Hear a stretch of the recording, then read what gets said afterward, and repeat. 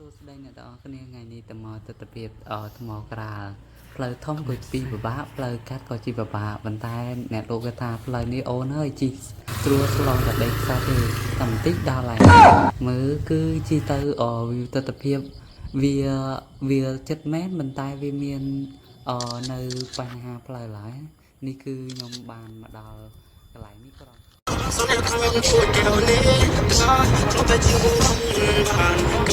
Baby, you're the nigga that's not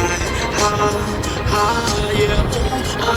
Nigga, Jenny, say you guys open. Candy, little down with him, go to sleep. Thomas, I'm kind of chicken, 100%.